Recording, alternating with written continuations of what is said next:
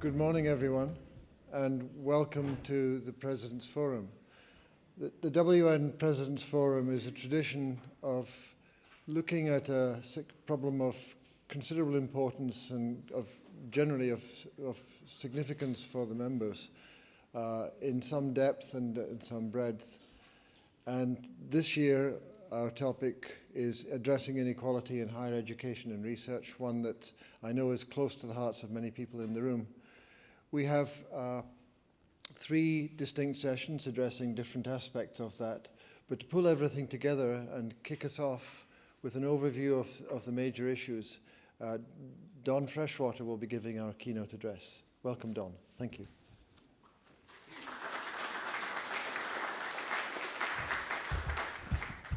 Bonjour, good morning, tēnā koutou katoa.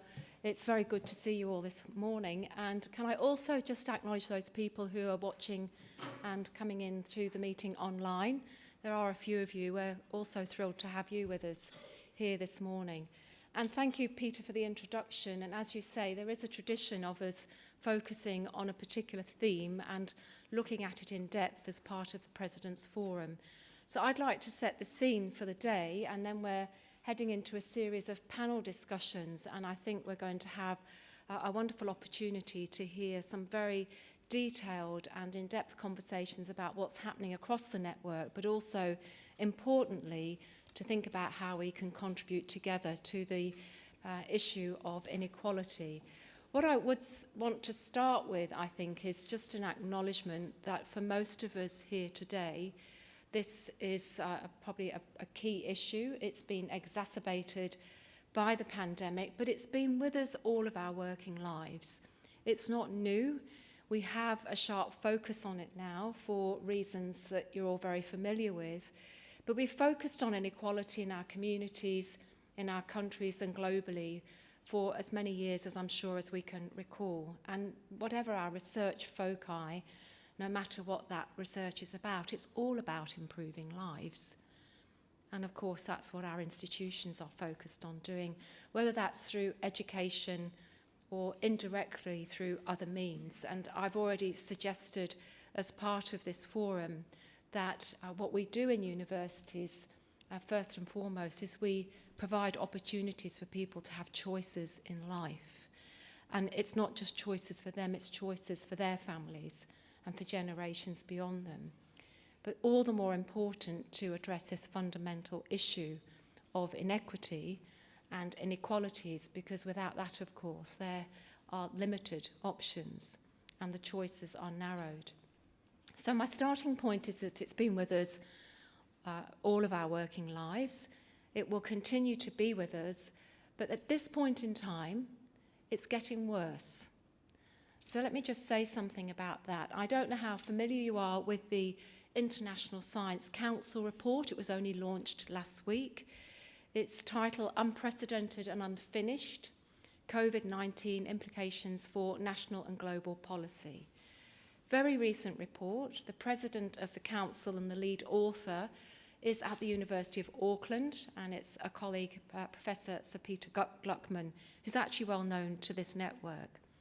But the report speaks to the conference focus on inequality, and it's a sharp reminder that in 2022, higher education and research needs to be relevant as much as ever to its communities globally and to its funders. And importantly, it must engage policymakers and decision makers, the two are not always the same, to ensure that work informs critical policy paths that we're all trying to navigate. And I think we're all very familiar with this gap between education, higher education, working with government and policymakers, industry, business, that triangulation that we work exceptionally hard to bring together, but nevertheless, we still have gaps, and working closely in that policy space is something that I think we can really start to do in order to tackle the issue of inequalities. But the Council report, if you get a chance to look at it, calls for long-term microeconomic, macroeconomic and social policy responses, along with a real commitment to the SDGs, the Sustainable Development Goals, and that agenda that we are, of course, all of us committed to creating greater societal resilience and equity. You'll be familiar with the Sustainable Development Goals originating at the United Nations Conference on Sustainable Development in Rio de Janeiro in 2012. The objective then was to produce a set of universal goals to meet the urgent environmental, political and economic challenges facing our world. But in 2030, as we look outwards, the 2030 agenda was a bold commitment when it started. But if we actually want to finish what was started by the Millennium Development Goals as they originally were, there's actually an urgent call to shift the world onto a more sustainable path. And it's not just environmental, that's part of it, of course.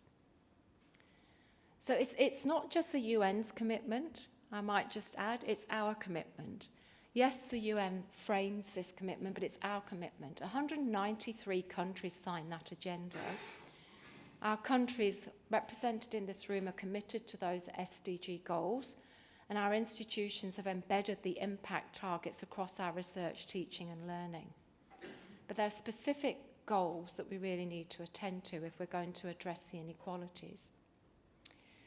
There have been great strides in the last decade in terms of the responses to the Sustainable Development Goals. Progress has been made in eradicating world poverty at the most extreme ends, but greater inequality remains and is growing again.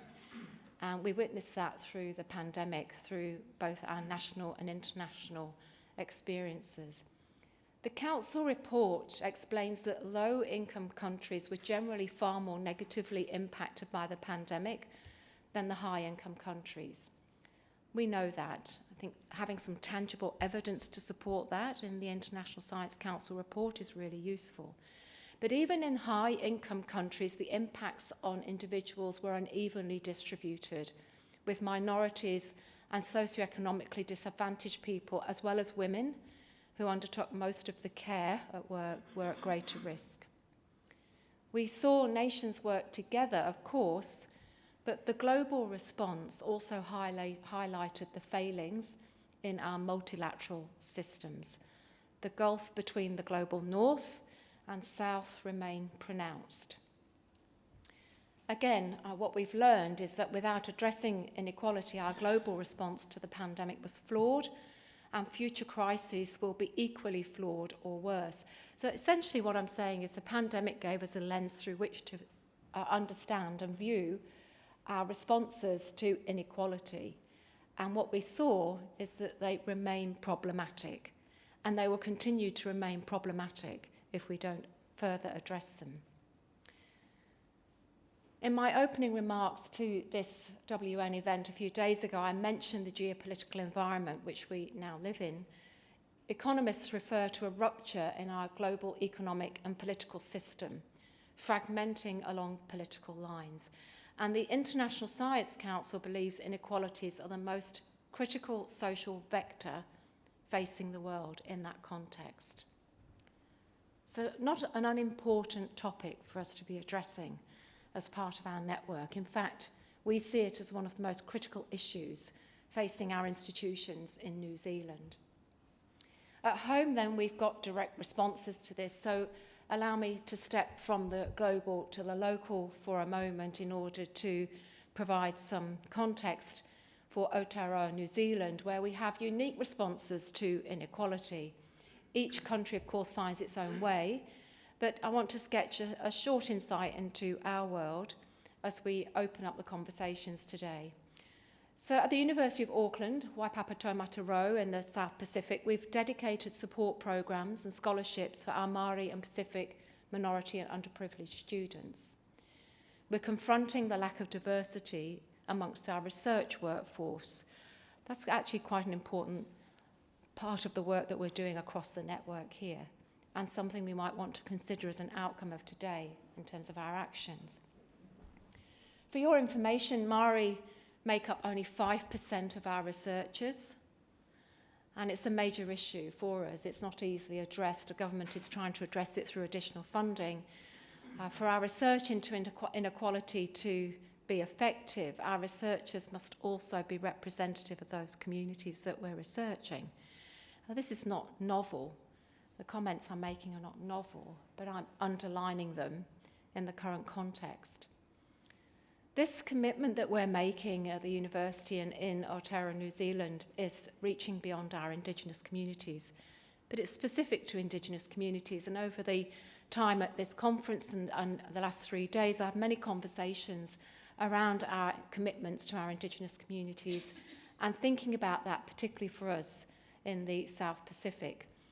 As the largest university in the South Pacific, we have a responsibility to ensure that our research system equally establishes a critical role for Pacific research and researchers.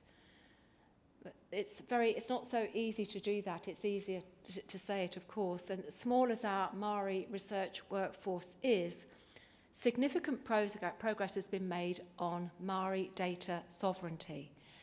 These are actually really testing times for us to think about data sovereignty from across our Indigenous networks. When we're talking very much about colonisation, decolonisation of curriculum, of the way in which we engage with Te Tiriti in Aotearoa, we're also looking at Māori data sovereignty, a very testing issue.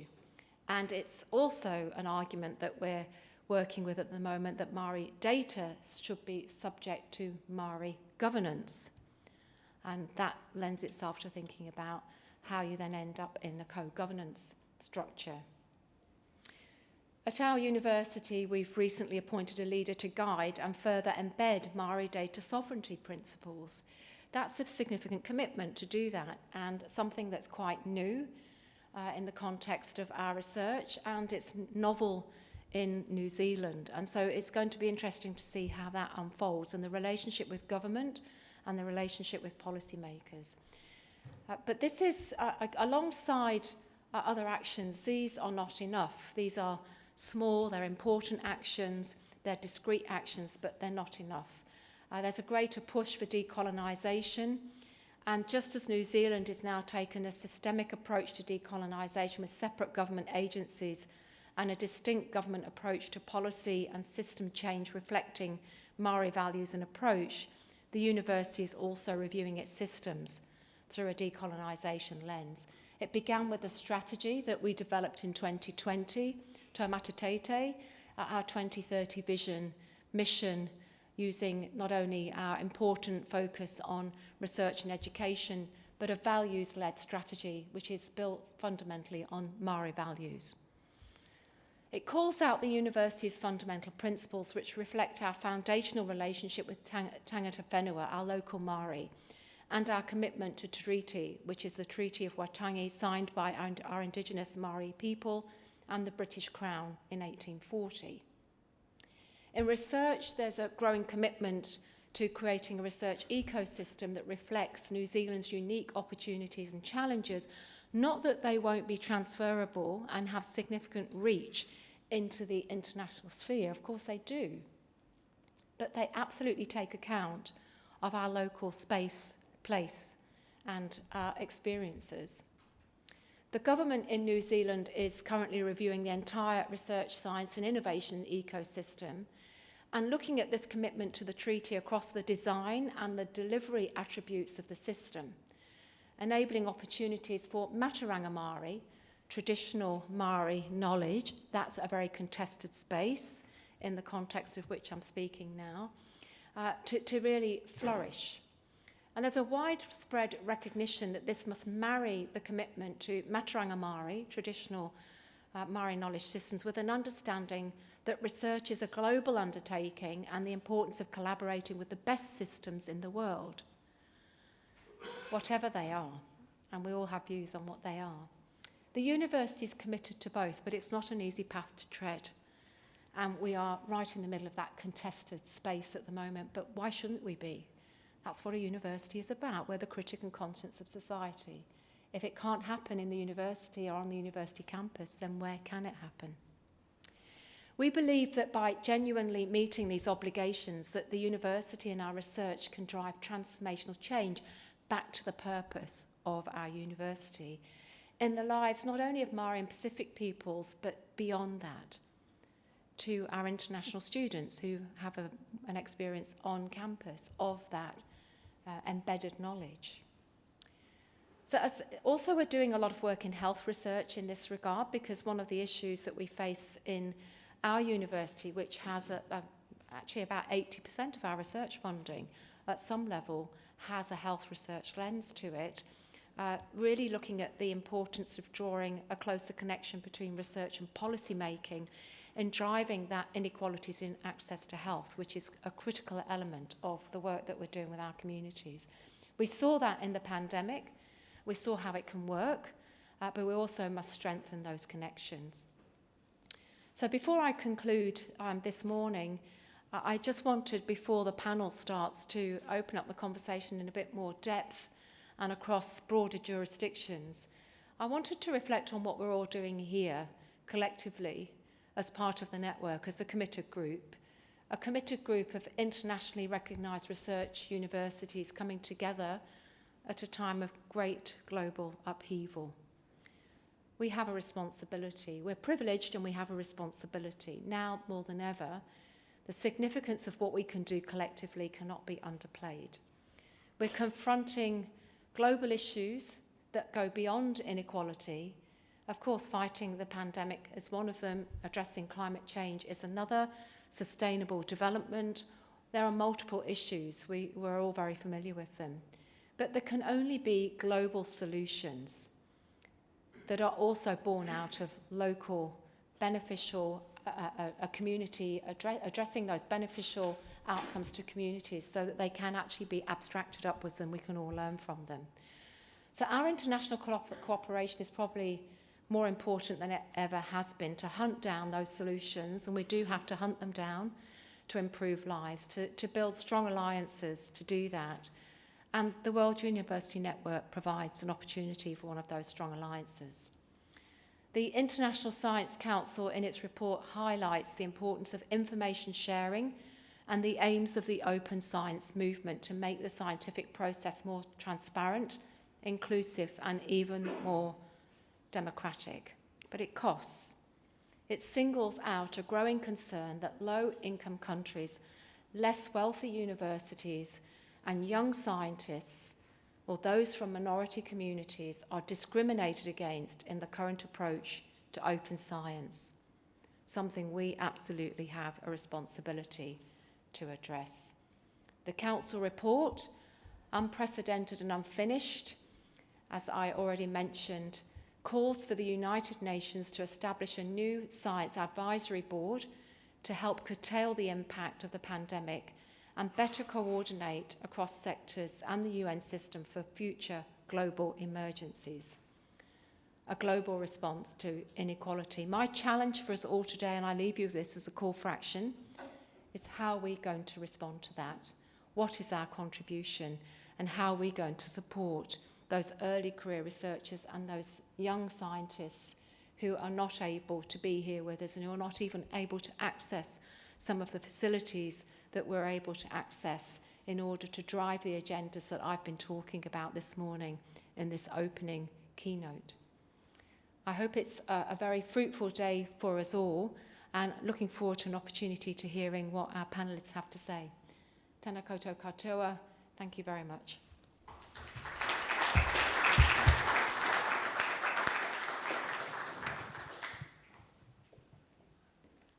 Thank you, Dawn. We move now into the first session on research partnerships, and that will be moderated by Charlie Jeffrey from York. Charlie. Thank you. Thank you very much, Peter. And Dawn, thanks very much for those opening words. You really articulated our purpose around that phrase, the opportunity of choice. And I think our obligation is to do what we can, as Dawn said, to ensure that choices are not narrowed.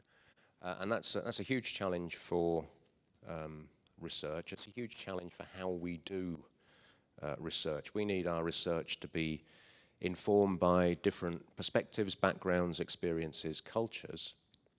And we need, therefore, partnership across those backgrounds, experiences, perspectives, and cultures. And if there is a core purpose to the Worldwide Universities Network, I think that must be it. So we're going to have 4 perspectives from WUN partners on mutually beneficial research partnerships. We're going to hear them one by one, around about 15 minutes each, and then those at least who are in the room are going to assemble in the comfy chairs for a panel discussion. Our first contribution is going to be by video link from Tora Settersdal. Tora is a social scientist and academic coordinator of the University of Bergen's priority area of global social challenges. He's directed large multi-partner projects in Eastern and Southern Africa from 2006 to 12, director of the Nile Basin Research Program, an extraordinary undertaking with all public universities in the 11 Nile Basin countries. And he's currently directing a new 7-year research collaboration on water governance with 9 African partner institutions and 3 Norwegian universities. So I think that's an awful lot of experience in working across differences of perspective, background and culture. Tora, over to you, please. Thank you very much. Good morning, everyone. And thank you very much for inviting me to speak in this session. And thank you very much to Professor Freshwater for a very inspiring keynote we just heard. Let me see if I can share my screen. I hope you can all see it now. There we go. So my name is Tora Settersdal. I'm from the University of Bergen. And I'm Deputy Director of Section for Global Challenges at our university. I will speak here of collaboration over about, I don't know, 30 odd years. I've been working with African universities. And I've also been a student in Africa. I did part of my master's studies at the University of Dar es Salaam. And I've been working for many years in the University of Zimbabwe and Edward Molan University in Maputo, and also collaborating with many other African universities through research collaboration. So that's sort of the background for me speaking here. So I thought first, as the theme is equitable research partnerships, let's also look at some of the backdrop for the inequality that exists between universities in Africa and at least northern Europe, where I come from, and of course the colonial history and how languages and knowledge has been used as a weapon during colonial times is one of those backdrops, and like in Mozambique, where I worked for several years and I still do research, during colonial times, no African person could go beyond 4th class of education. So when Mozambique got its liberation, there were only a handful of people with higher education in the whole country, and they were almost all of them in the government. So there's been an asymmetric history between northern universities and at least African universities, but it also goes for Latin American and some Asian countries.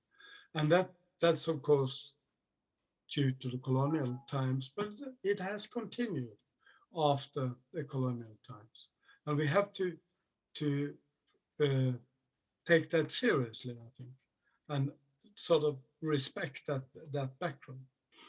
And then, of course, there's the praxis of academic North-South collaboration. How have we collaborated with our partners in the Global South? How many researchers from Europe have gone to Africa to gather data and have gathered that data, often even without any contact with the local universities, and have gone back to Europe, defended their theses, being it master or PhDs, and nothing has been brought back to the country where they actually did their fieldwork and where they collected their data. And this is a serious issue today. When we look at all the museums, for instance, in Europe that have artifacts from Africa on display, without even the nations knowing about it in Africa, or when it comes to questions of intellectual property rights, when it comes to medicinal plants and so on. And of course, the question of who sets the agenda, who sets the research agenda. It's of course the big institutions in the north. It's the EU, it's the World Bank, and the UN, and so forth. And how is funding distributed, and by whom? It's the same agencies that sets the agenda normally. So should we decolonize and start again? Should we decolonize the agenda? Should we decolonize the curriculum? Or the university itself, the cultural inclusion? Should we open it up for other cultures, other types of knowledge? I think that's a really important debate that we need to take, also at our universities in the north. We need to decolonize the agenda we have when we work with the global south. We need to decolonize our curriculum.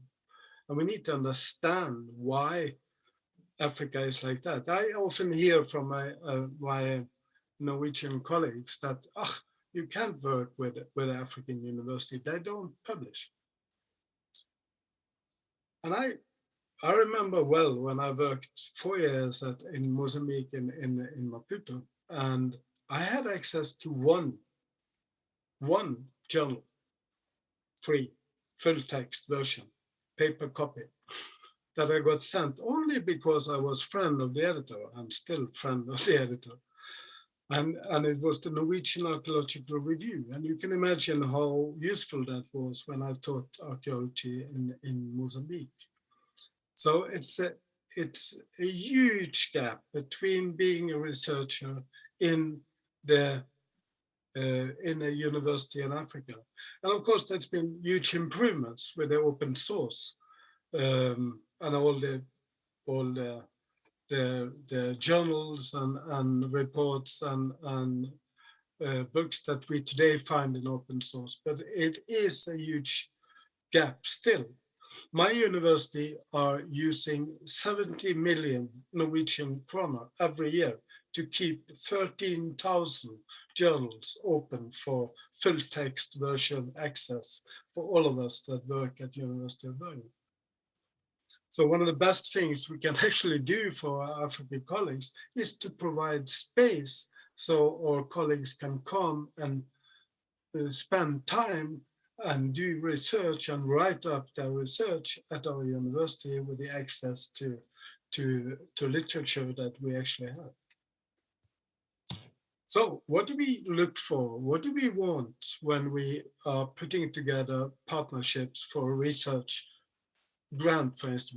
We are going to do a research proposal.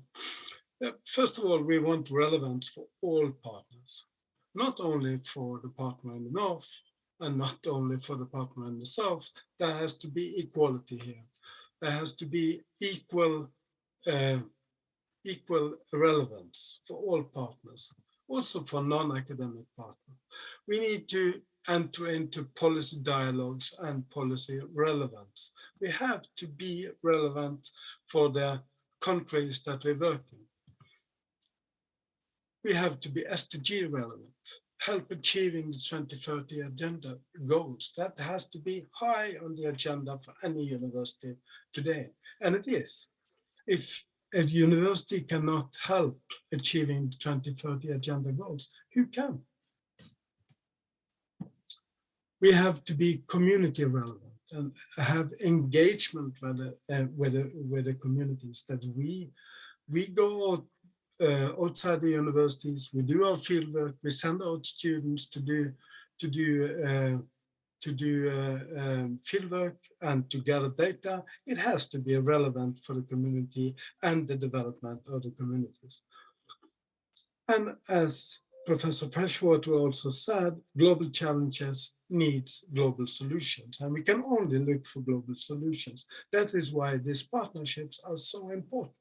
We cannot sit in the far north of Europe and think that we solve global challenges without working with the people that are at sort of the core of the problem and feel the problem on the like migration, like droughts, like climate change, like the severe effects of the pandemics, for instance, that was just there. And we have to see how can we open our university and our education for those other voices as part of the decolonization debates, and also part of what Professor Freshwater again was talking about when it's come to Maori knowledge and how it should be managed and how it should be taught. And digitalization, we have to prep for the next pandemic. We saw how many universities were severely affected by the pandemic. So we have to, we have to, sorry, I'm losing my voice here. We have to rebuild and enforce the work on digitalization, the co-creation of courses, the co-sharing of courses. Can we have joint online courses, joint supervision, for instance, and harmonization of credits? It's a huge question and a very important one. And the partnerships have to promote the recreation of the research universities. Many universities are receiving so many students that there are no time left for research. And of course, it's wonderful that all these young people want to take higher education. But for many universities, I have African colleagues that lecture for 1,000 students. And how on earth are they going to have time to do research? And we need long-term partnerships. To build equitable partnerships takes a long time. We need to know the people. We need to build the trust between people. We need to befriend the people that we work with. And an example is the University of Bergen and the Macquarie University, who's been working together for 35 years. And the collaboration is now formed as a special project, an umbrella project. Under that umbrella, with the last count, we had 40 odd large and small projects catering for research, catering for student exchange, staff exchange, and so on. So we need those long-term partnerships, and we need long-term funding to support them. 3-year funding, it's really no good in a way. We need 5, 6, 7 years to build the partnerships that are sustainable. So what is the WUN advantage?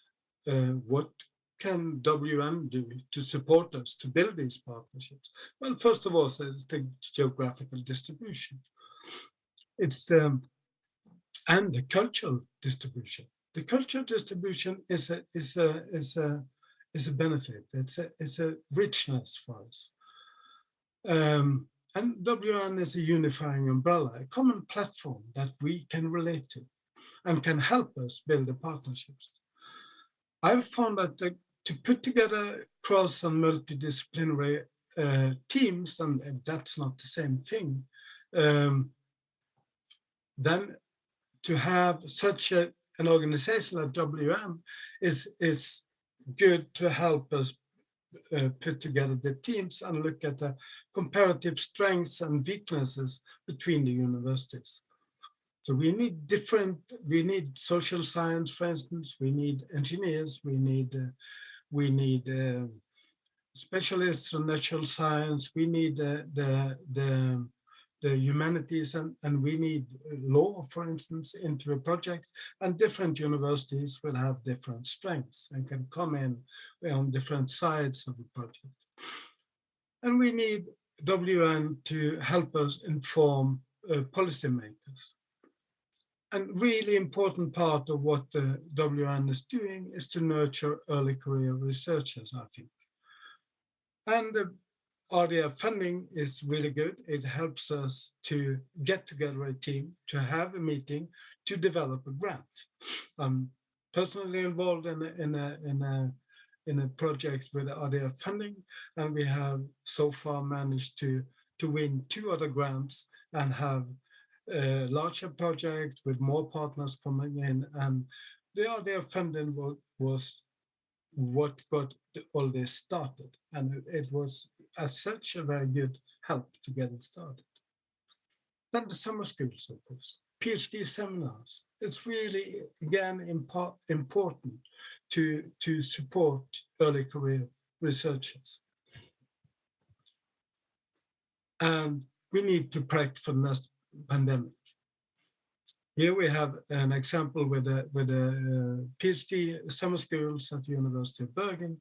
We gather about 100, 120 PhD students every year. It's been ongoing now for 15 years.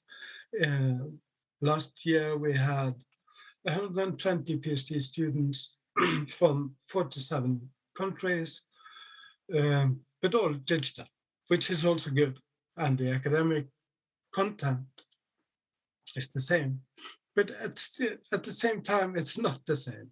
So we need to get back to the physical summer schools, I think, where the cultural exchange, where the interaction, where the friendships are formed during long evenings in June in Bergen. And we know that these friendships go on for years and years and build sort of the foundations for future collaborations between persons, but also between universities. Thank you very much.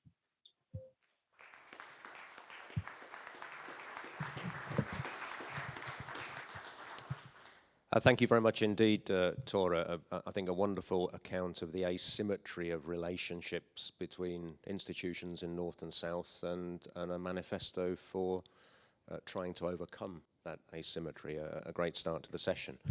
Our next speaker is Patarachai Kiratisin, who's the Vice President of Research at Mahidol University, one of the newest members of the Worldwide Universities Network. Patarachai received his MD from Mahidol, had a PhD at Rochester, worked as a postdoc at Stanford and the National Institutes of Health in the US. Professor of microbiology at Mahidol, has been the director of the Institute for Technology and Innovation Management and currently VP Research. Great to have you here. We're looking forward to hearing from you. Thank you. Great. Thank you, Charlie, and good morning, everyone. Thank you for having me and Mahidol University to join this very inspiring network. And I'm very happy to be here to share, my experience as a researcher and also as an administrator that, how we're gonna shape up research, at least from the perspective from Thailand. So as a vice president for research, so my role definitely is to facilitate and support research and innovation at my university.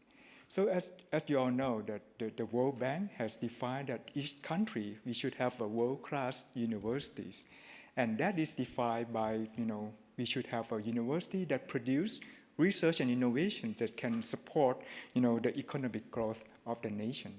So this is very challenging, at least for us, in Thailand, that we are the countries with limited resources. So how are we gonna do that? So I often ask my faculties, my students that, what do you dream about the goal of your research? And of course, everyone said that, they want their research to be beneficial to people, to the world. Then I asked them that, how are we gonna do that? How your research gonna support the concept of world-class universities? How your research gonna, help people to make a social impact? And surprisingly, they usually have no answers for me. So that's probably 2 difficult questions. So that's when I started to discuss, how to make the research successful with them. So most researchers, at least in my universities, from the middle to senior level, they used to work on the research by their own, within their own group. So the concept of research partnerships is probably not widely popular in that level. But nowadays, as we are in this conference, we know that the partnership is very, very important to support the open research and also to transfer knowledge, for the application of that research. So experts, they need to get together and use their expertise to complement each other to make a great research. So I think that's the highlight for this network as well. So when we say the partnerships, so it's a matter of working together with trust. So I think that's the most important keyword, that we set a common goal that we want to go together.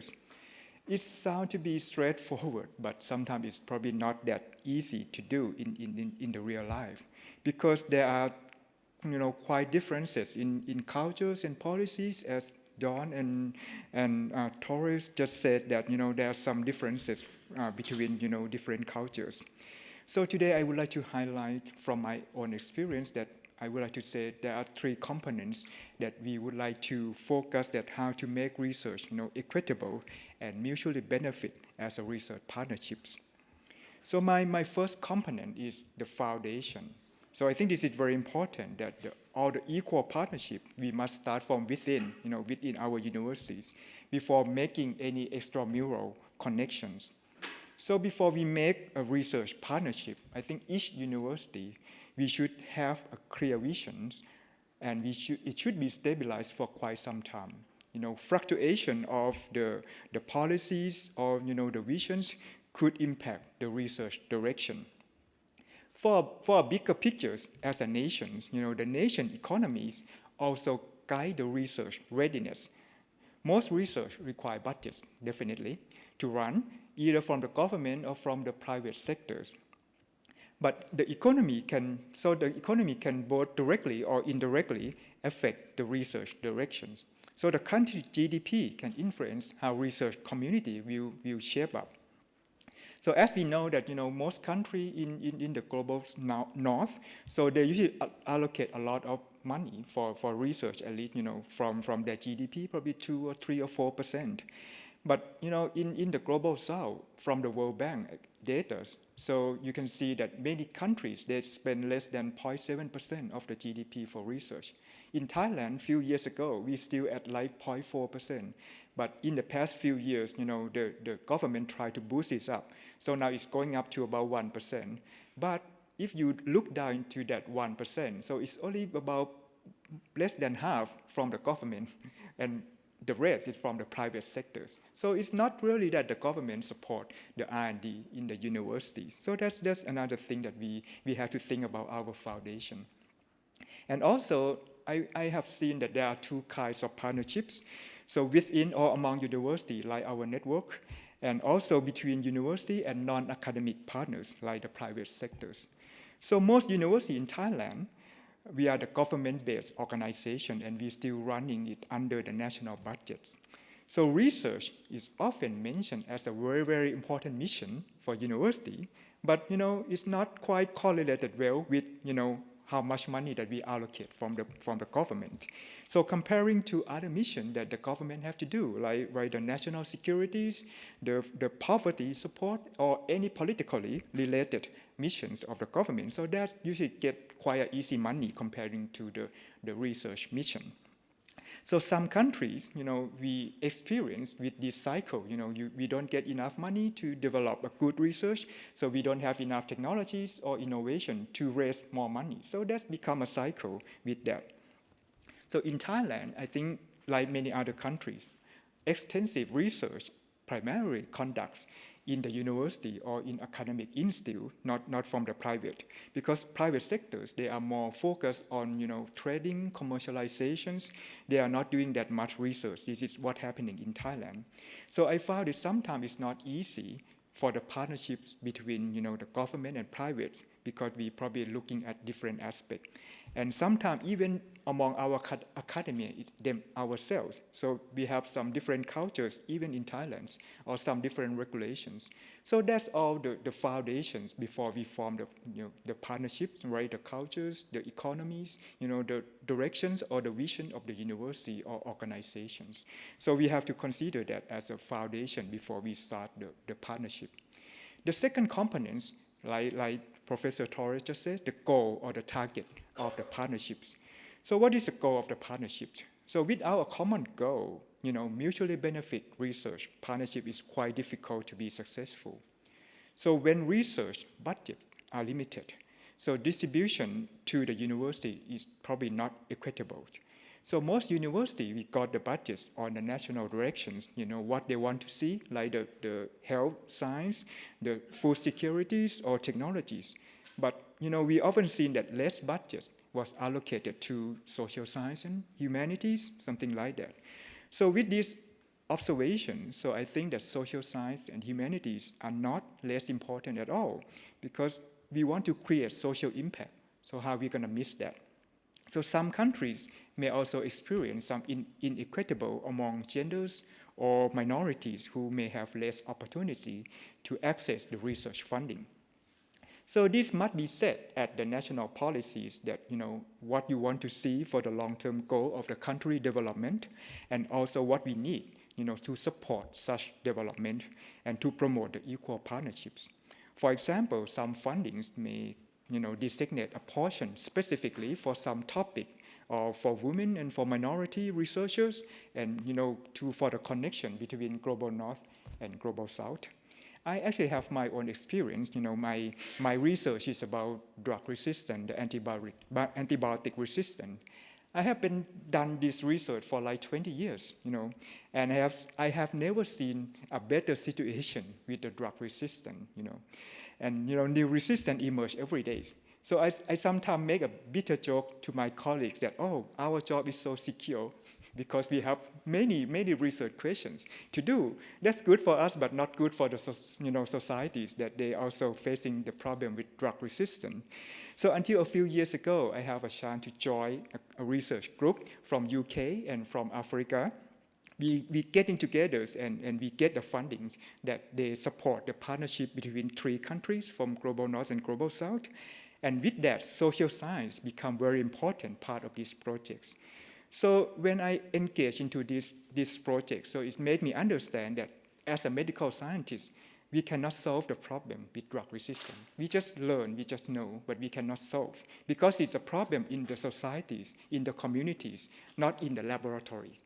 So that's what we learned that, we are not a Superman. We cannot do everything. So partnership become very, very important. And we need to integrate knowledge from our partners, from science, from social science, from humanities. Because no matter if you know about drug resistance, agricultures, some communities, they still use antibiotics without any awareness with that. So you cannot solve that problem without understanding those, root cause of the problems. So that's my own experience of the partnerships forming.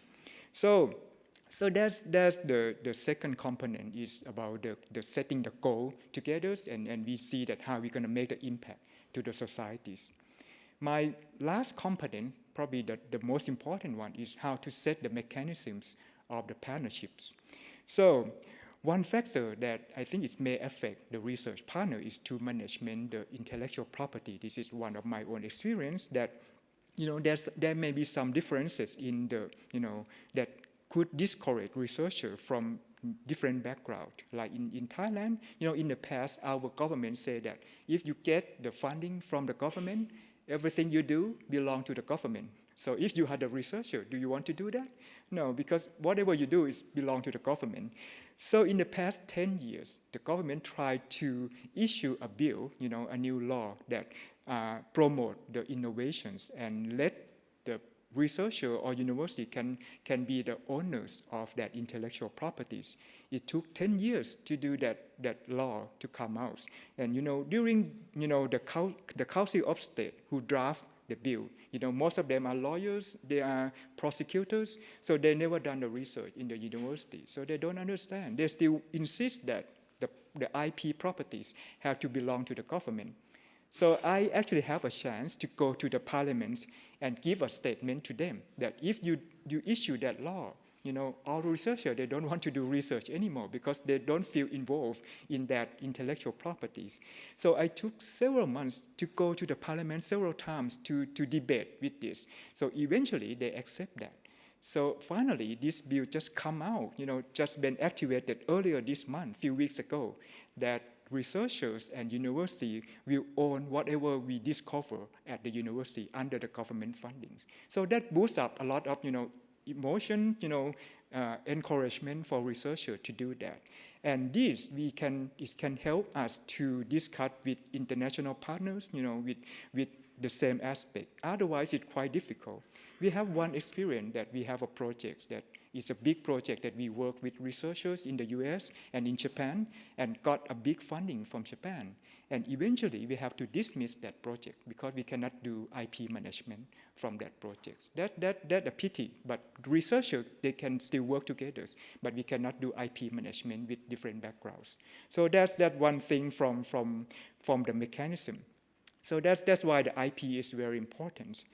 We also have another mechanism to set up the long-term relationship. So at Mahidol University, we have started like a joint unit that we partners with very well-known university, like yourself, that we want to do research together. So but we don't have that much budget. So what we do is we create the atmosphere, we create the environment like a joint unit that both university, they have a space, they have either virtual or physical, that they can talk to each other, forming a projects and idea together.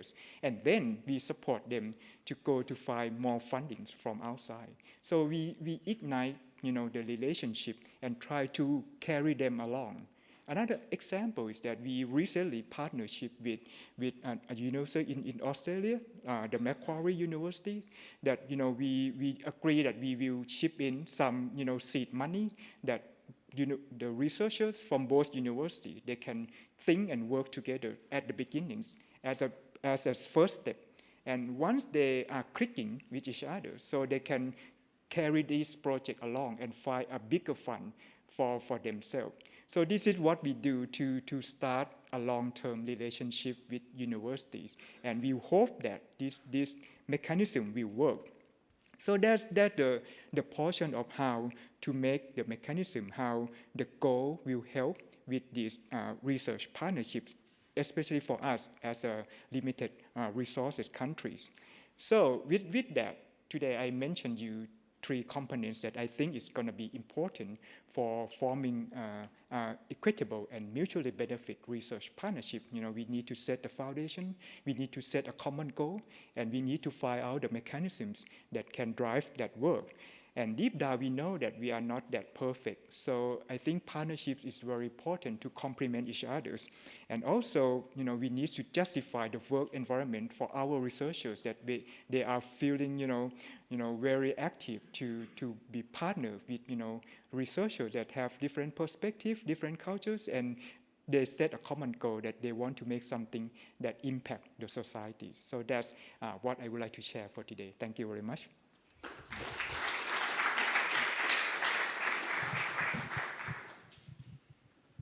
Patarachai, thank you very much indeed. Some really interesting thoughts there on how funding issues, challenges of multidisciplinary mobilization, and also how you regulate IP can impede or facilitate partnership.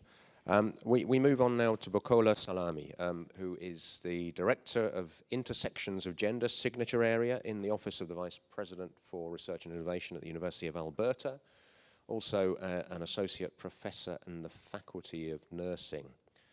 The founder of the African Child and Youth Migration Network. So it's a WUN-affiliated network of around 40 researchers around the globe. And I'm delighted to read in my notes here that, Bukola, that you were a recipient of the Sigma Theta Tau International Honor Society International Nurse Researcher Hall of Fame, the highest research award in nursing, which is absolutely brilliant. So over to you. Thank you. Thank you. So thank you for having me. I'm just trying to position myself so I can see my screen. As you said, I'm Bukola Salami. I'm an associate professor at the Faculty of Nursing at University of Alberta, going on to full professor in July. And I'm also the director of Intersections of Gender research area at the University of Alberta. And our goal is to promote intersectional research. When I talk about research partnerships, I've been involved in around 75 funded research projects, mainly in the area of immigrant health and Black people's health. And when I talk about international research partnership, my research partners are not just limited to other academics or other institutions, they also extend to community stakeholders and policymakers. So my thoughts about research partnerships extends beyond academia. So we know that social and health inequities exist in the world, and I believe Dawn also mentioned that in our talk. We know that there is inequities in terms of access to education for women, and also income disparities. Women still make a fraction in many countries of what a man makes in many countries. And of course, this has implications for achievement of many of the Sustainable Development Goals. So, for example, we know that in areas where there are lower educational outcomes of women, that vaccination rate of children tends to also be lower. And of course, because of that, infectious disease rate is higher, and mortality and morbidity rate is also higher. And we also know that equitable partnership can help in solving many of the answers to the global challenges, to issues related to poverty, to issues related to income inequality. And gender-based inequities in research partnerships also, we know that that exists and continues to be a strong barrier in terms of addressing and achieving many of the Millennium Development Goals. So some of the gender-based inequities, international research partnerships, there's some data that shows that women are less likely to engage in international research partnerships, disparities in terms of academic leadership of many of the universities across the globe, and also disciplinary differences too in terms of where women and men tend to be concentrated. And I know I keep using the word women and men, but I don't mean to be limited to binary conceptualization of issues related to gender. And equitable partnerships means moving beyond monolithic framing. So I think a lot of times when we think about partnership, or at least for someone like me, which often comes from a critical race perspective, I think about things sometimes only in terms of race, or the feminist people tend to think about things only in terms of liberating women. But I would also beg us to also looking at how intersectional influences will influence research partnerships. And COVID-19 pandemic, and I was glad that Dawn also mentioned this, our COVID-19 pandemic has shed light on some of the inequities that we face across the globe.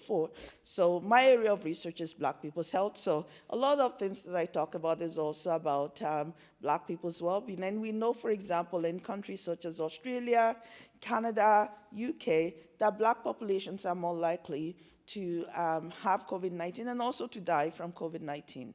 Some people will argue that the reason for that is genetic. Of course, we know that's not the case. A lot of times, it's actually where people are differentially positioned in the hierarchy. When I was doing my master's, one of my professors once said that the healthcare profession is like a cappuccino. It's white on top, and it's black underneath, and it's time to mix it up. And of course, she says the healthcare profession, but of course, we also know that in many other sectors that it's like that, and it has implications. And when I say, yes, it's white on top, I can look at the healthcare professions, and maybe that's contributing, one of the things contributing to the pandemic. But in the healthcare professions too, it's also not just white on top and black underneath, there's also a gender structure to the way we are also differentially positioned. That yes, it's also tends to be Black women. And I mean, one of the things in Canada, some people have argued, maybe it's because, they are not educated. But when we look at the case in Canada or the data from Statistics Canada, we know that Black women, for example, from countries such as Nigeria, Zimbabwe, Senegal, Cameroon, and one of the Ivory Coast, have one of the highest educational rate in Canada. But still, they're still located down in the bottom of the hierarchy. So, I mean, this is just a glimpse of the general, inequities that exist, but it also extends also to access to positions, including in the academy.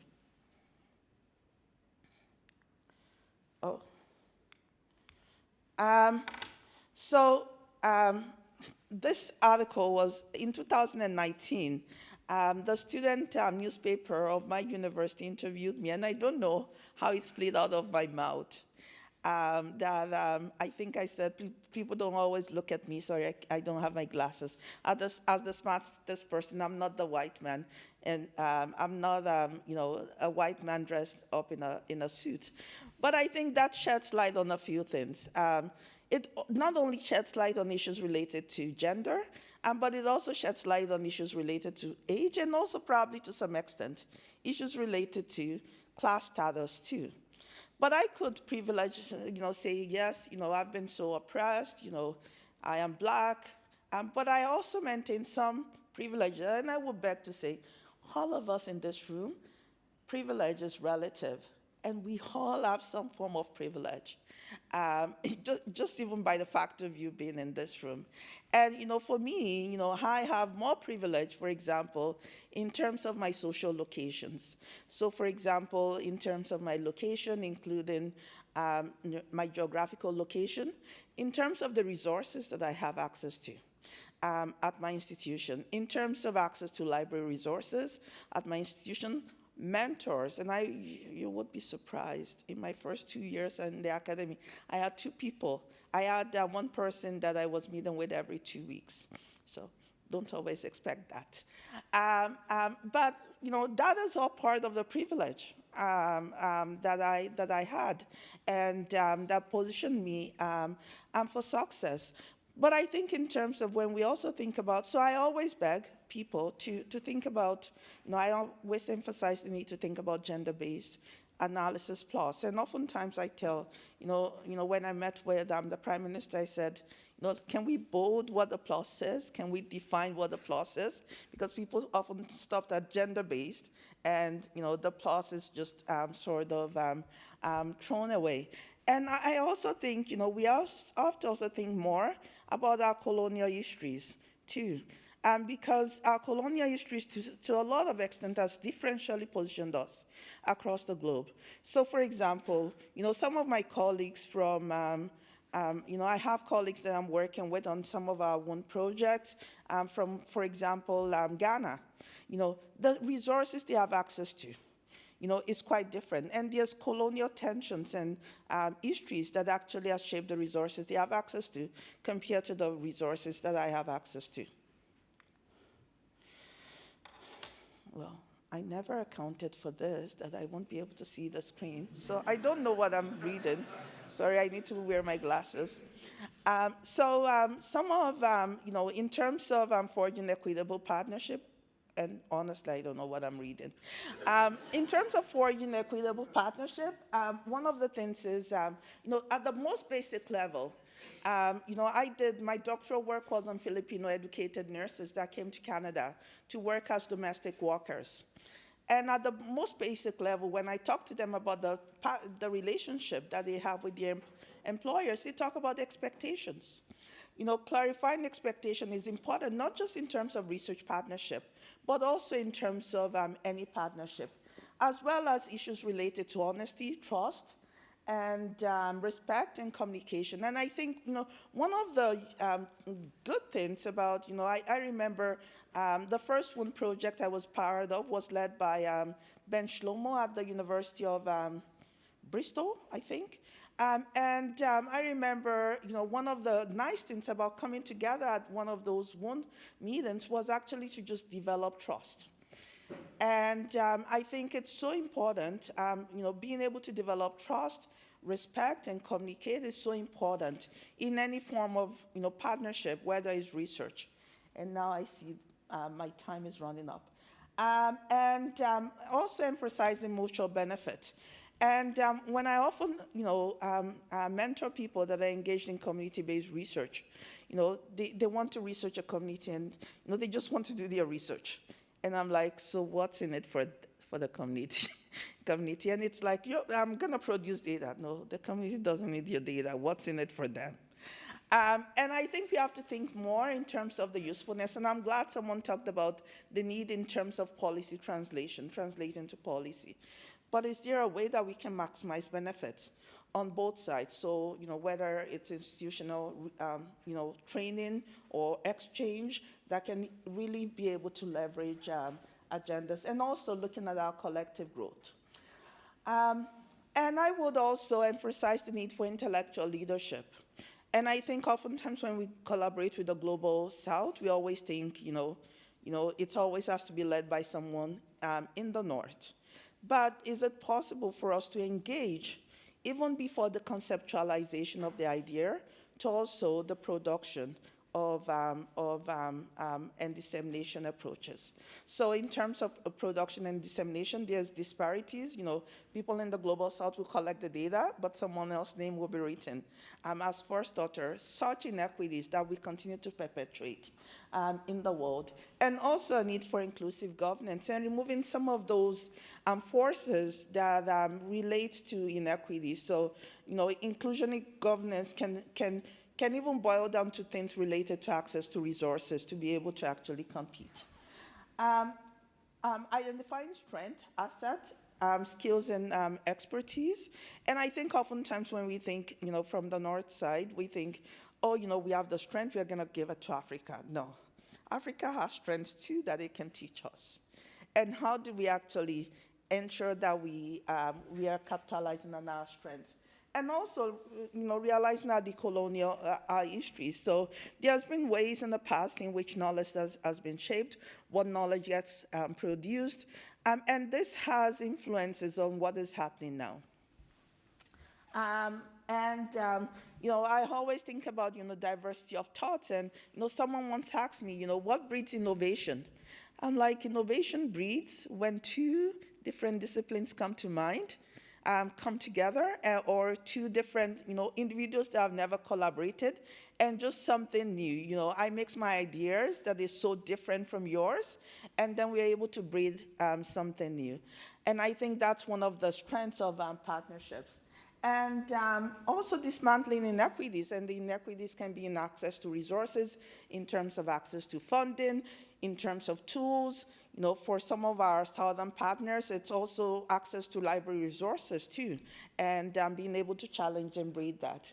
And I would also argue for the need to continue to be reflexive, and also attending to issues related to power inequities that exist in research partnership. So thank you very much for listening, and sorry I had to always turn back.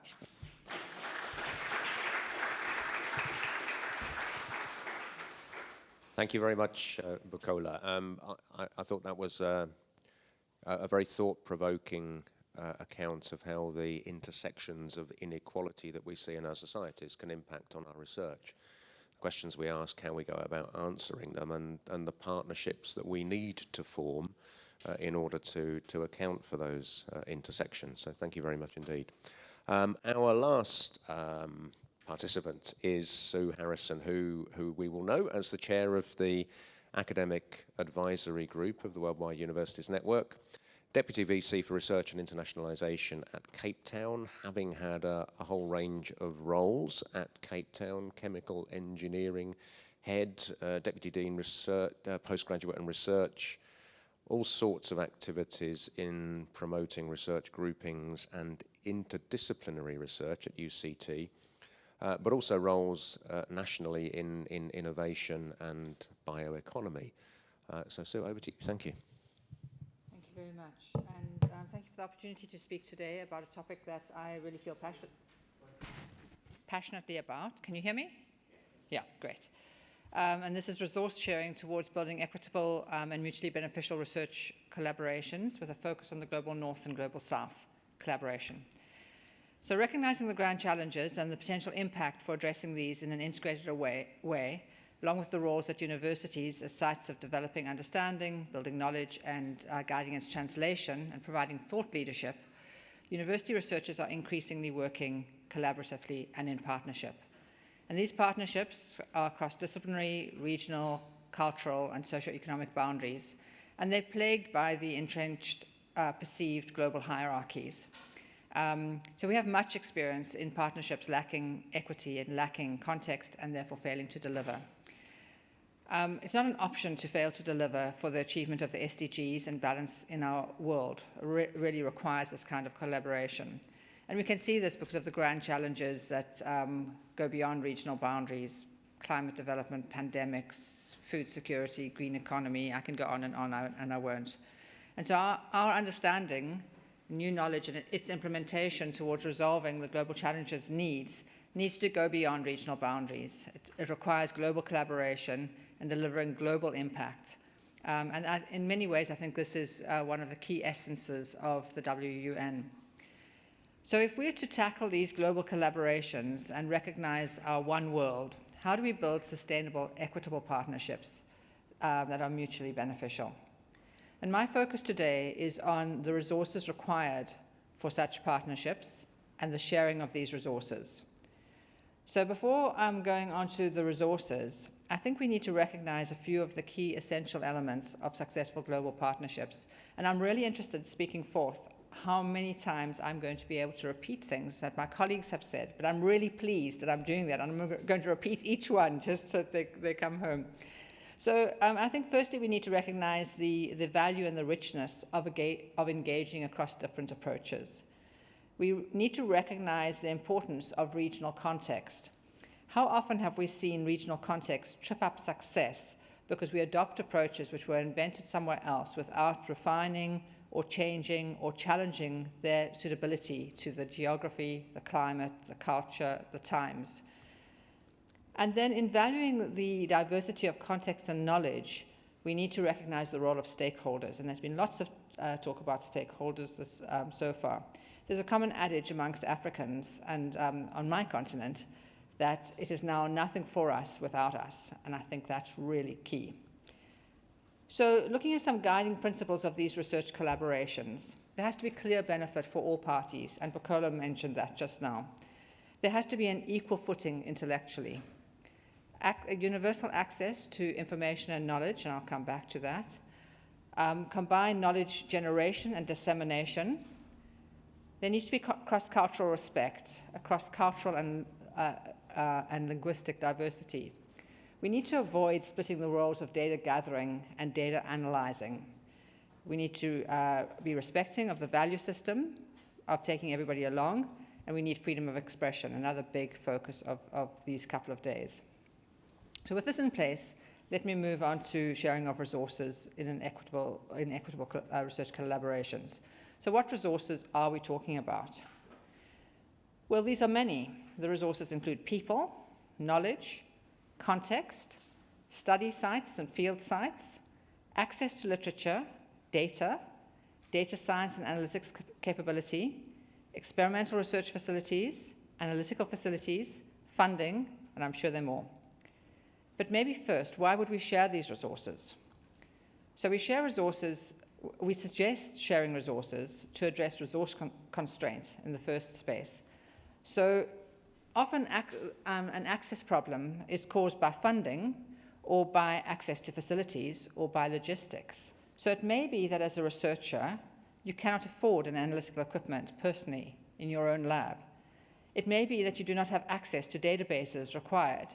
But equally well, it may be that the logistics of accessing a site you don't have the social capital to do, and it may equally be that transporting the materials that you want to study is not logistically practical. And that comes from Global North and Global South, each have constraints there.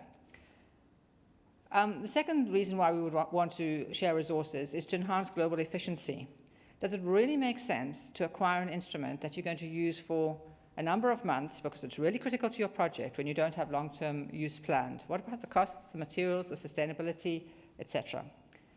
Also to gain richness of diversity through extended access, to expand insights into the grand challenges and the contextual building of the approach towards their resolution from different cultural perspectives, and to recognize and overcome the inequities of the past to build towards an equitable and robust future.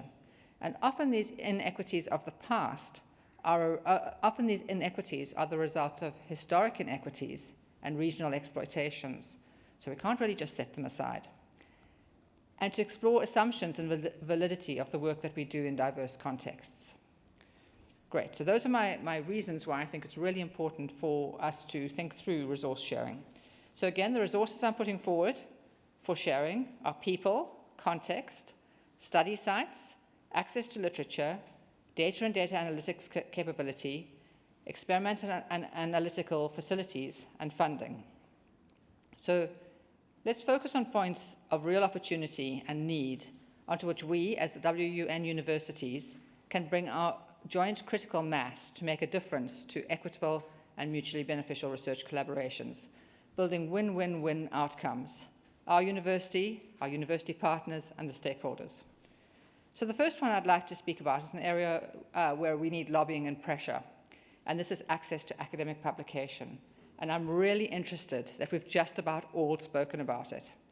So open solutions, including open access, open data, open educational resources, they enable information to be freely and legally shared, and they provide strategic, cross-cutting opportunities to be explored. But we're just beginning the transition to an open knowledge society.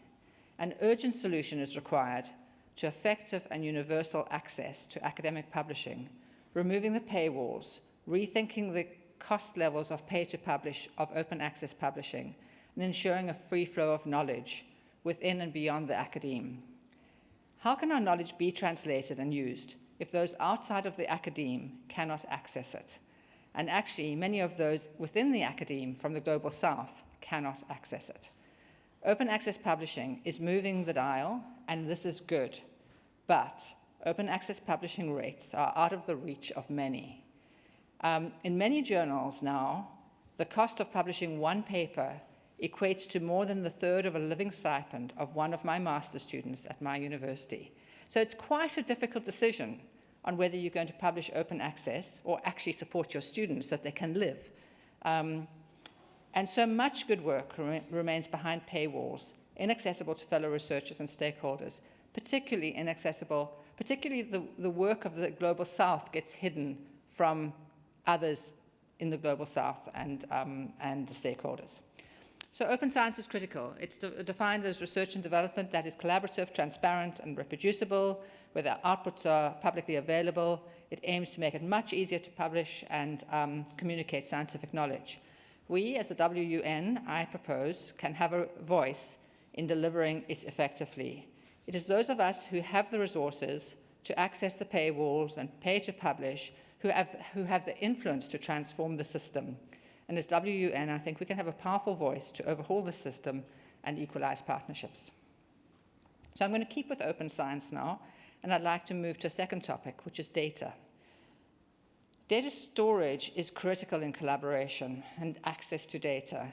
And there are many stressful examples, particularly from my continent, where post-project key partners cannot access the data that they helped to generate, the data of their community that they collected. There are also positive examples, such as the use of data sharing in the Ebola outbreak and how it led to an immunological solution, or actually more recently, a lot of collaborative research and data sharing during COVID-19. So data needs to be equitably accessible for all members of the collaboration. And at UCT, we've worked hard over the last few years. We've really focused on the visibility and the discoverability of our data and our open repositories, as well as equitable data sharing. We believe strongly that data collecting in Africa must be stored in Africa on open repositories as much as we can. The issue is that it needs to be open and the people who collected it need to have access to it. But I think a good example in dealing with data is when the bulk of the Square Kilometre Array Telescope, the SKA, and the multiple space telescopes were assigned to Southern Africa, UCT academics realized that the data generated would be astronomical, not only in content, but also in volume. And so UCT partnered with other universities and industry to set up the Inter-University Institute for Data-Intensive Astronomy, or IDEA. And they established a computational facility that is data-centric and based on cloud technology. And so this is the IDEA Data-Intensive Astronomy Cloud Facility. And this means that the data that is sourced in Africa can also be processed in Africa and, of course, beyond Africa. And so our scientists can be doing the high-level work as well as the data capture. So one benefit of IDEA is that it also provides a platform for developing big data processing capability on the continent. And it's provided a model for the South African Confederated Cloud. I think some of the critical questions with respect to data guiding equitable and mutually beneficial research collaborations that would be useful in the WUN network and resource sharing collaboration include: what are the barriers to equitable data gathering, data sharing, and data analytics and use across knowledge generation platforms and across collaborative projects? So we actually surface these. And actions are so often driven by how we measure things. So what needs to change in the university system, in WUN, in academia in general, to drive open and impactful science? And how do we do this? So thirdly, I'm going to go on and look at experimental research and analysis. And I think this is where everybody expected me to focus fully, but I'm very clear it's one of many. So there's a lot of discussion about the global laboratory. Can it be created? Should it be created? And this is a real possibility demonstrated during the pandemic and increasingly appealing with the research funding squeeze. So prior to COVID, when we wanted to use a high-end piece of equipment in the lab of a collaborator because we couldn't afford it, or we didn't have it, or we didn't have the expertise, we would apply for a mobility grant, and we'd move the researcher or the research team to the instrument. Now we simply move the samples, and then we link virtually to work with the researchers in the other lab on the analysis and the interpretation. And this builds efficiency and access. An example is a project my research team is involved with Kyushu University in Japan. We split the experimental work based on our complementary expertise across the two labs. We split the analysis based on the high-level instruments in each of the labs. When we started, pre-COVID, we exchanged both teams twice in both directions to get this work done. Now everything's online. The samples travel. Nobody's traveled for 3 years. And I think, indeed, in the interest of sustainable development, influenced both by materiality but also by excessive travel, this is really interesting. Also of generating deep expertise, and it's also important on affordability. This seems to be a good approach to ensure that specialist equipment is well used with expert support in a global lab, rather than being underused with less capacity for expert support in many, many labs. What do we need to do to achieve this? Well, we're going to need an inventory of what is accessible equipment, what accessible equipment is where. We're going to need an access plan, and we're going to need some form of business plan to make it work. But with this, key facilities become much more accessible, even to those with much more limited budgets. And I think the advantage is that there's a reduced cost to entry into research, which for our early career researchers becomes really, really important. There's ready access to specialist systems. There's resilience when we have equipment failures, and there's a growing depth of expertise. So now I'm going to move on to my last topic, and I see I'm slightly slow. Finally, I'd like to address critical resources of context, study sites, and research funding. I thought I wanted to cover 2 more topics, but I only allowed myself 4, field sites and funding. But then on reflection, I realized that these are totally linked, as they are about what we each bring to the collaboration. So to enable good research on the grand challenges, we typically need to access study sites and deep understanding of the context of these challenges, as well as funding to support the study. Most of the large international funding sources come from the global north, and the majority of the field sites that are really critical, where we have really critical grand challenges, come from the global south. Largely, I think we're in this position because of our history. If I'm a bit critical, one of empires, colonization, and resource exploitation. The wealth is in the north. Many of the issues we're dealing with are in the south. So one could say, well, this is great. You've got the two things, they're both there, let's just work together, and it's a great synergy. But I think we need to look a little bit deeper. And this has been mentioned. Dominance and leadership of projects is typically governed by the source of the money. However, in a meaningful project, delivering understanding, new knowledge, impact on the grand challenge, and academic accolades often cannot be achieved without access to field sites, deep cultural understanding of the context, language and language for communication. These are truly complementary resources. It is often the funder only trusts the running of projects from the global north. Money drives the agenda, and should the agenda not be driven by those, should the agenda not be driven by those who are impacted by the global challenge, the global south? So is it not time to consider co-PIs of equal stature between global north and global south, or even PIs from the global south? And our global north partners have the agency to encourage these changes. But it's difficult because it could be messing with their own advancement. So true success requires equitable approaches and mutual benefit, and we'll have to work out how to do that. So in closing, in designing the layers of our research agenda within the Worldwide University Network, we value the research from the individual researcher through the teams, collaborating across disciplines, across universities, and across countries. Each of these interactions builds depth and breadth of our research platform and networks, allowing us to tackle complex questions relevant to our societies. In the WUN, we typically look beyond the very localized topics and focus on grand challenges that influence many right across our global network. And it's truly an honor to work like this. And I'd really like to note that this is a truly good thing about the WUN. But we have a huge untapped resource, and that is our resources and the increased impact we can have as a network by sharing these equitably, intentionally, and for mutual benefit through the Global Laboratory. Thank you.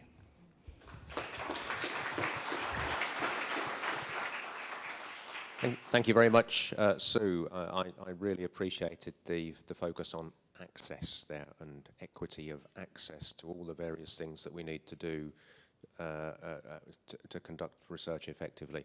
Can I ask you, Patarachai and Bukola, to come and sit in the comfy chairs so we can have the panel part of our discussion. Tora will be joining us by video link as before.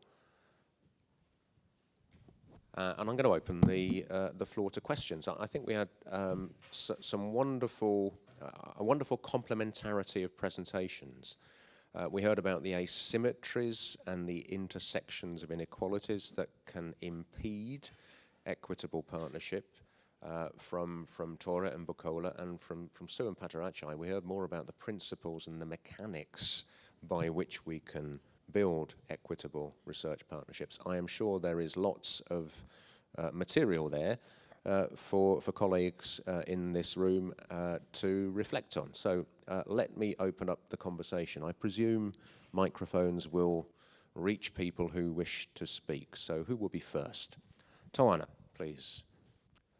Could you put your hand up again? I'm not sure the microphone. Tawana, please wait for the microphone. Yeah. Thank you. Thank you. Okay. So thank you very much. I think all of your presentations were really insightful. And I think also Dawn's framing a conversation. But if I have one criticism of all of the presentations, although in one I saw something that, because I think what we have to do is, you pointed out what the problems are, and I think nobody could disagree with what you said. I mean, in your presentation about dealing with the IP way is one of the things I'm looking more of from your presentation. Perhaps it's just I'm a very slow person. Perhaps it's just a distillation of the things that you said.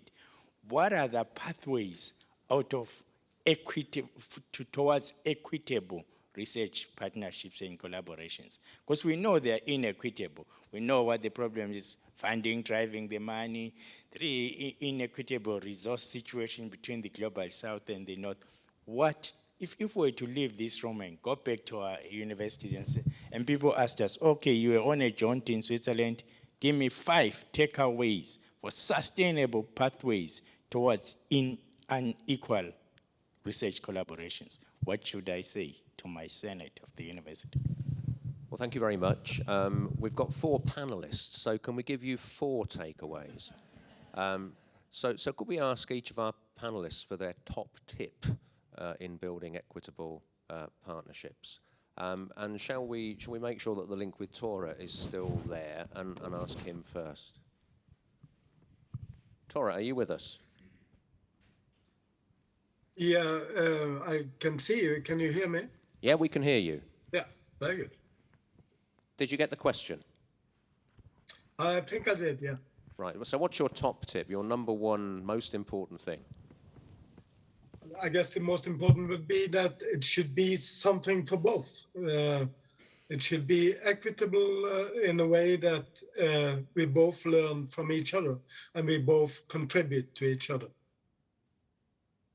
I think the idea of for instance, with the building courses, that it's co-created, it's co-shared, that the research is benefiting both local communities where the research is done, but also that it gives something to both universities and give opportunities to both students and researchers at both universities on equal footing.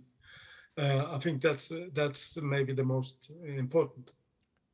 Okay, thank you very much. That was a symmetry point. Bukola, could we turn to you next?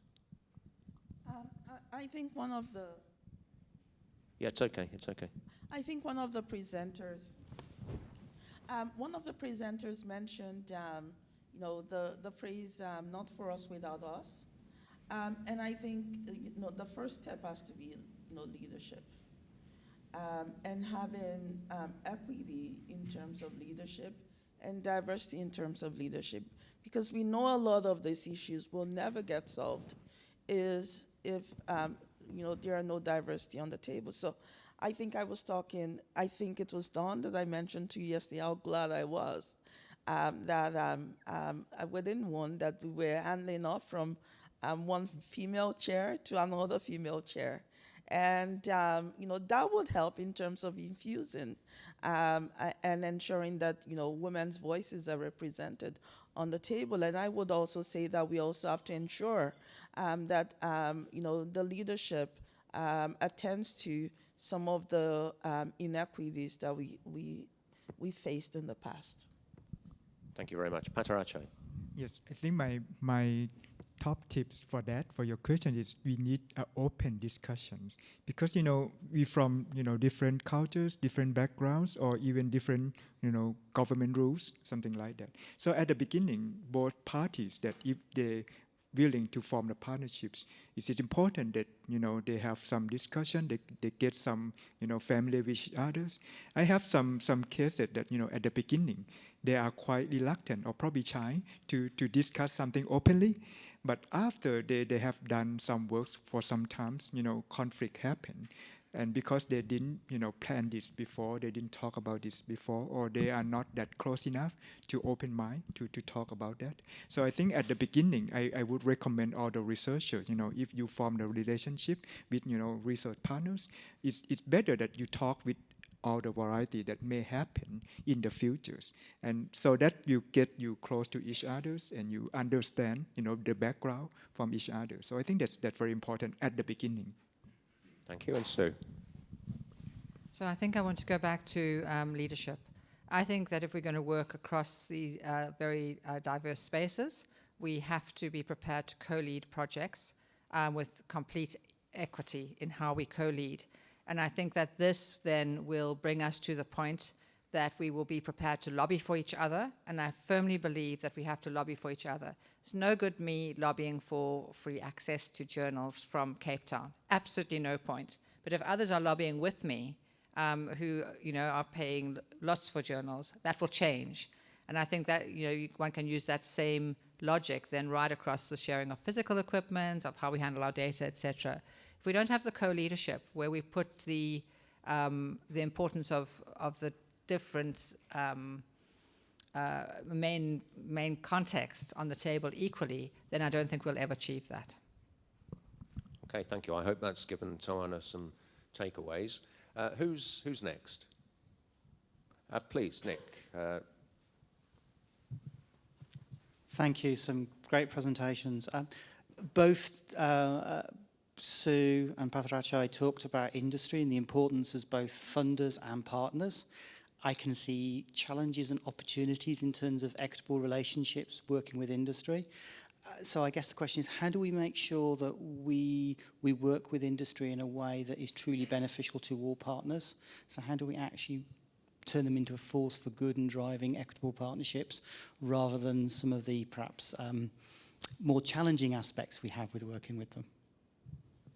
Okay, so will you kick off there? Yes, well, we actually have the same question, and probably the problem that you mentioned. You know, as a university, it's very academically oriented. And when we talk to industry, you know, they're looking for their businesses, you know, how the product's gonna come out to the market. So normally, you know, researchers in the university, they don't know much about businesses, marketing, and finances at all. So at the beginning, as I mentioned, that it's very important that, you know, we set goal to each other, that, you know, what you want, what we can provide you, and what would be the timeline that we are looking for.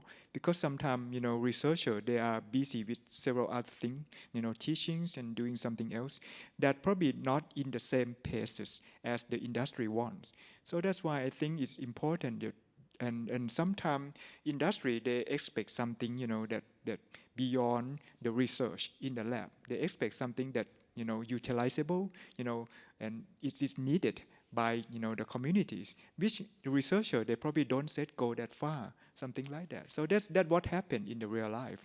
So I think it's important that, you know, when we set up the project with industry, you know, we talk with every detail that, you know, what would be the timeline, what would be the goal that we want to see, you know, at the same pace. So I think that's very important, because otherwise in the midway, you know, people running at different, you know, paces, and then problem happen. So that's one of the problem that we see. So I think talking is still very, very important at the beginning. Yeah.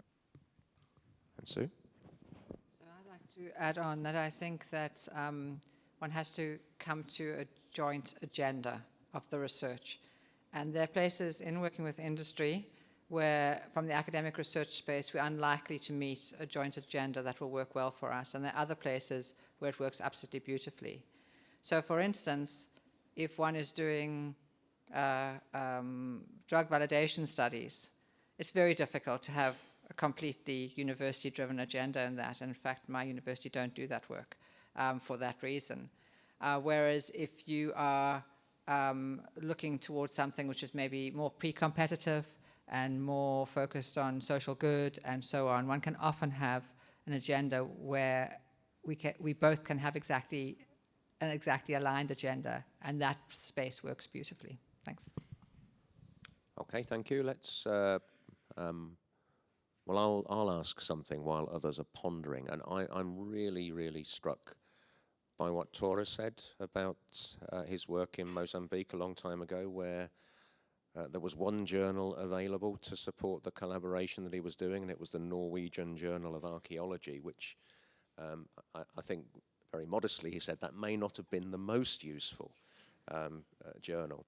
But Sue, you've been saying also about this continuing problem of access to our accumulated knowledge, however flawed that knowledge might be, but we have to have access to it so that we can enhance it and qualify its problems. So how do we break the racket that is academic publishing? You know, we've been complicit in that in the global north by paying ridiculous prices for access to the materials that we have actually produced through our academics, and then we pay for it again. How can we break that racket? Sue? So I mean, I think it's a really difficult one, and I think that by trying to move to open access, we've actually got ourselves into an even worse position, because we're now paying to publish, but we still need to pay to read what isn't published that way. So now we're paying twice, and you know, for universities like mine, it's a crisis. We also have exchange rate on top of that. Tawana doesn't want to know about the problems, he wants to know about the solutions. The only way I can see that we're going to get there is if we stop being complicit. And to stop being complicit, we have to do it on a big scale. It's not going to help UCT saying we're not going to do this any longer. You know, we're a little drop in the ocean. Even the whole of South Africa, because we buy together to some degree. But if a whole bundle of what are viewed as the really prestigious universities were to take this on, or a bundle of networks were to take it on, well, maybe the whole publishing space would collapse, but maybe we'd invent a new one. As long as we carry on doing what we're doing, we're keeping some companies very comfortable, and we're paying for our own hard-done work, and then we're paying to read it. It's a very strange system. But we may have to take on our most prestigious professors who really love to be published in Nature and Science and so on, and it's those which are the hardest to break. Bukola, you wanted to come in on this. My thought is, I do have another group that I just started on intersectionality, and this came up as part of the discussion, and people that had a really, really intersectional mindset were saying, no, we don't publish in high impact journals, we publish in open access, which I know many of the high impact journals are not free open access journals that you don't have to pay for. So this was the discussion. I think, in addition to what Sue had said, one of the things that we have to look at is how do we rethink issues related to impact? And what do we mean by impact? And I think there are several ways to measure impact, such as policy and knowledge mobilization to industries. I think we have to start bringing that more into the forefront of the agenda to really, really look at in what ways can we have equitable impact across diverse sectors and across diverse geographical zones. I'm going to come to Jane in a moment, but I wanted to ask Tora to reflect on that point because you raised it first. Yeah, we have tried many times to raise this with the funders as well, with NORAD, with Swedish SIDA, with Danida in Denmark. In all my meetings with them, I raised the subject of publishing and the unfairness of my colleagues sitting at other universities with no access to literature, and people say they don't publish, but why do we think they don't publish? Of course they don't publish in the sort of top journals, because they have no access to the latest literature. And I think, yes, maybe if all the universities and the large universities organizations, like African Association of Universities, like WUN, for that matter, IAU, took this problem up. And IAU have done so, also with funding agencies and all. But it's a big, strong industry there. So it's a difficult fight.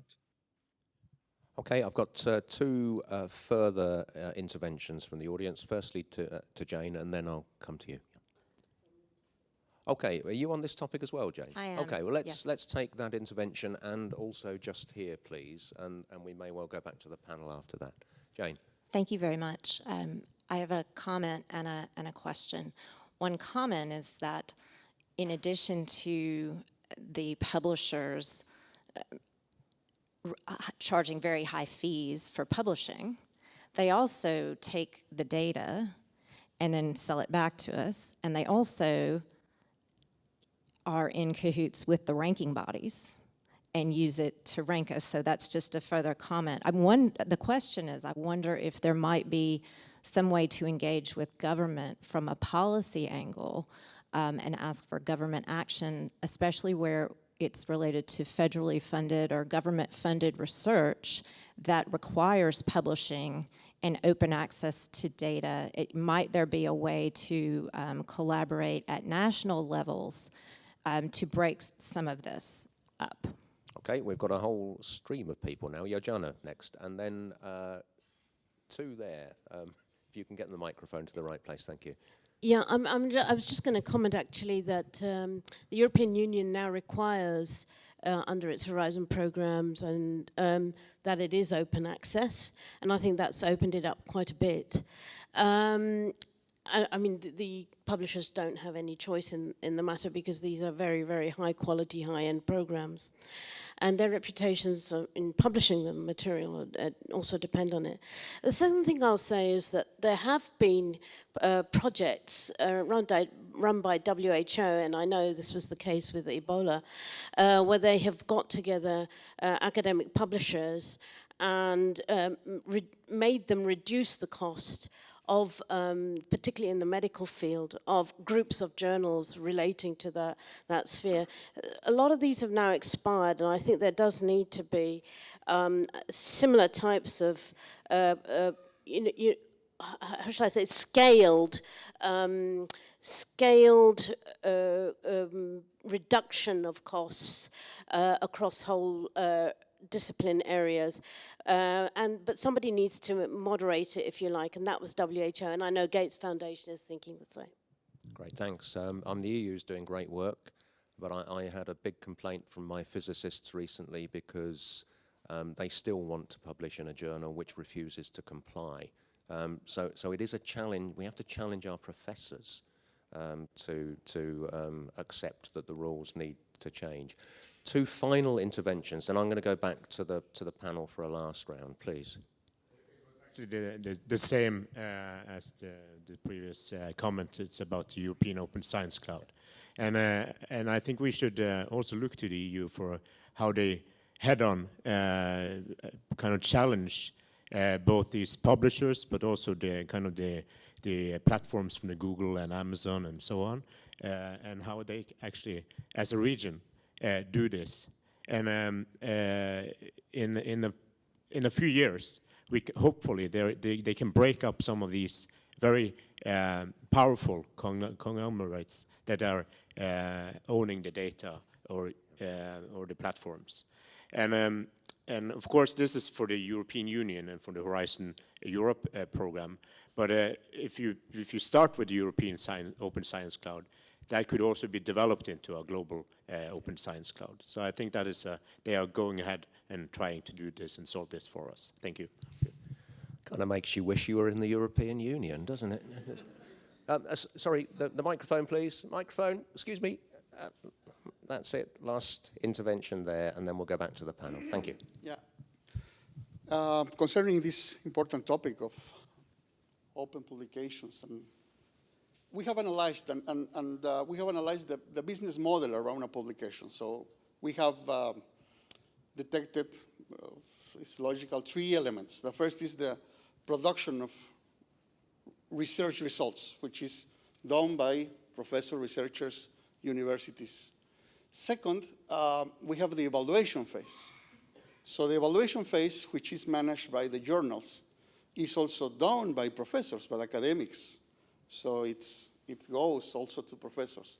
And finally, the indexation and the publication itself, who is keeping this publication, which is the journals, the indexation offices, which internationally we have 2 of them, Scopus and Web of Science.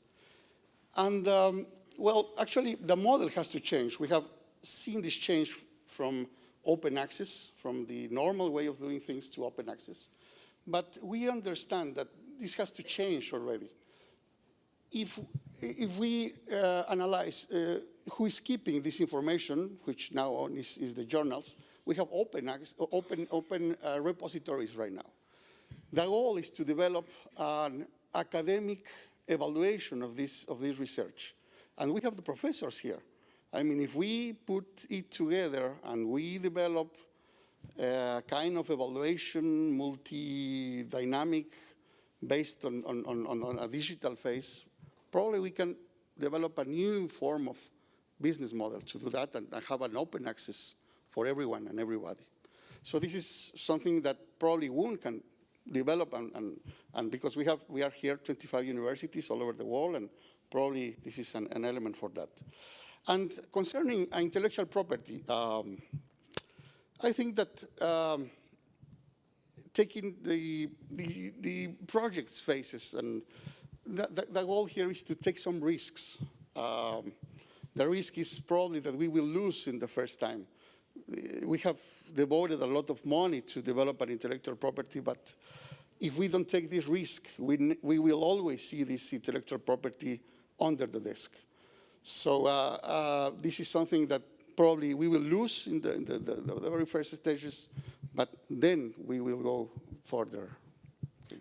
Thank you so much. Back to the panel. Patarachai, we didn't ask you about the open access issue, and IP came up, so perhaps you'd like to respond. Right. So in Thailand, actually, we know there's no publishers in Thailand, so we have quite less opportunity for that negotiation. But we experience the same thing that, for publishing in the open access, it's quite very high fee. And some publisher, they offer the, reduction for some countries with the low incomes, which Thailand is not part of that. So sometimes we want to be a low-income countries for that, but they try to define countries that get opportunities, which I think very few countries can get that opportunity for reductions. So, and I also agree with Janine that it's not just the publication fee; it's related to other things else. Some publisher they open companion journals that going to be open access. So sometimes we don't want to be in open access, but we are pushed to be open access by the publishers that they suggest that would you like to move to that journal instead, which is open access, right? Pay more, something like that. So we are kind of pushed by the publishers to publish in open access. So that's another issue that I think many researchers found that. So basically, I have no answer for publishing fee right now because I don't know what would be the way out. But for accessing, so in Thailand right now, it's been taken care by the government that they organize all universities and pay by the government. So all university in this group we can access. So the good thing is the government pay for that, but the bad thing is the government select which journal to be accessed to. So sometimes it's not what we want. So if we want something else, so we have to pay anyway.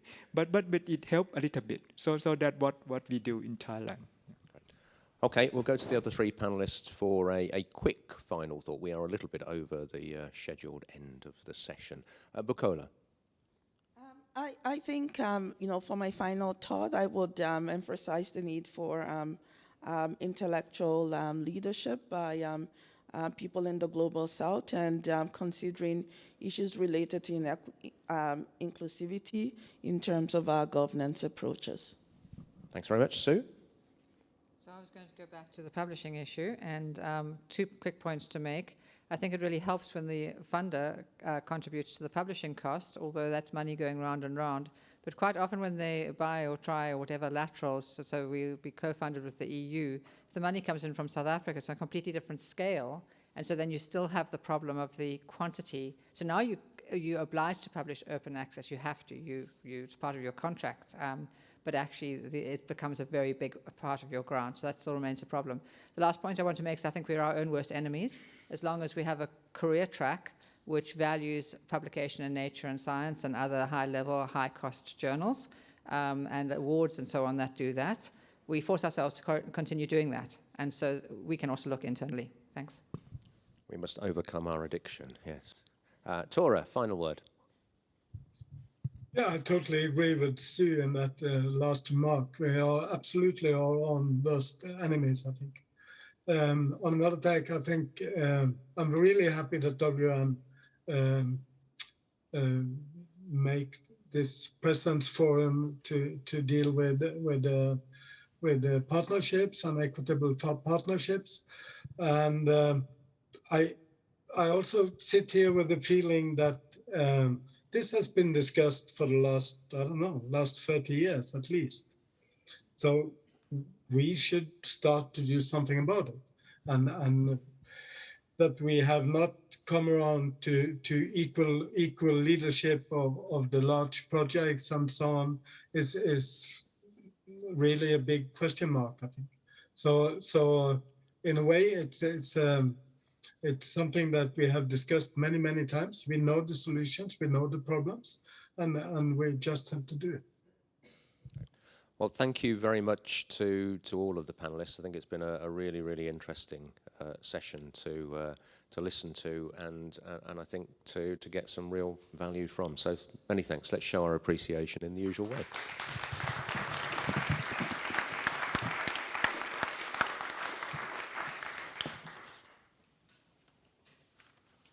Thank you, Charlie and panelists.